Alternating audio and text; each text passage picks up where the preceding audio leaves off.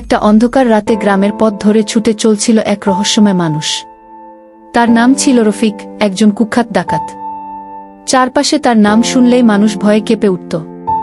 কিন্তু এই ভয়ঙ্কর মানুষটার ভিতরে লুকিয়ে ছিল এক অন্য গল্প। রফিক ছোটবেলায় খুব গরিব ছিল। তার বাবা ছিলেন একজন দিনমজুর, আর মা বাড়ির কাজ করে কোনোভাবে সংসার চালাতেন। একদিন হঠাৎ করে তার বাবা অসুস্থ হয়ে পড়লেন। চিকিৎসার জন্য টাকা ছিল না, আর সেই অভাবেই তার বাবা মারা গেলেন। সেই দিন থেকেই রফিকের জীবন বদলে যায়। ক্ষুধা আর দারিদ্র্যের সাথে লড়াই করতে করতে একসময় সে ভুল পথে পা বাড়ায়। শুরুতে ছোটখাটো চুরি করত, কিন্তু ধীরে ধীরে সে বড় ডাকাত হয়ে ওঠে। তার একটা দল ছিল, আর তারা ধনীদের বাড়িতে ডাকাতি করত। রফিক বিশ্বাস করত, যারা অনেক টাকা জমিয়ে রাখে তাদের কাছ থেকে নিয়ে গরিবদের মাঝে বিলিয়ে দেওয়া অন্যায় নয়। একদিন রাতে তারা একটি ধনী ব্যবসায়ীর বাড়িতে ডাকাতি করতে যায়।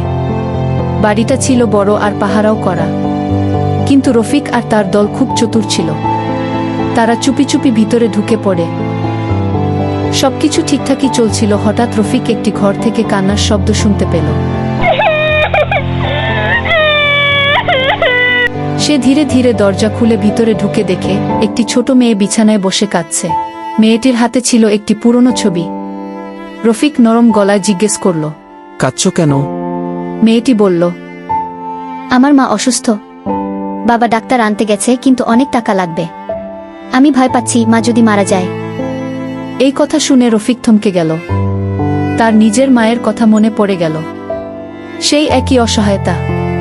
সে কিছুক্ষণ চুপ করে থেকে নিজের ব্যাগ থেকে সব টাকা বের করে মেয়েটির হাতে দিল। এই টাকা দিয়ে তোমার মায়ের চিকিৎসা করাও, আর ভয় পাও না, সব ঠিক হয়ে যাবে। তারপর সে তার দলকে ডাকল এবং বলল, আজ আমরা কিছুই নেব না, চলো ফিরে যাই। তার দলের লোকেরা অবাক হয়ে গেল, কিন্তু রফিকের সিদ্ধান্ত কেউ অমান্য করল না।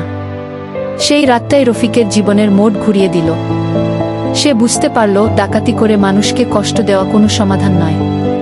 পরদিন সে নিজের দল ভেঙে দিল এবং সৎ পথে চলার সিদ্ধান্ত নিল। কিছুদিন পর সে গ্রামের এক ছোট দোকান খুলে নতুন জীবন শুরু করল।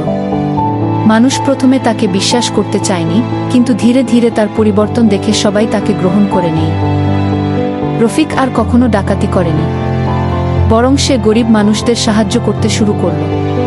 তার অতীতের ভুলগুলো তাকে সবসময় মনে করিয়ে দিত, মানুষ চাইলে বদলাতে পারে। এই গল্প আমাদের শেখায়, জীবনে যতই ভুল হোক না কেন, সঠিক পথে ফিরে আসার সুযোগ সবসময় থাকে। আমাদের গল্পটি কেমন লাগলো কমেন্ট করে জানাবেন, আর একটা সাবস্ক্রাইব করবেন। ধন্যবাদ।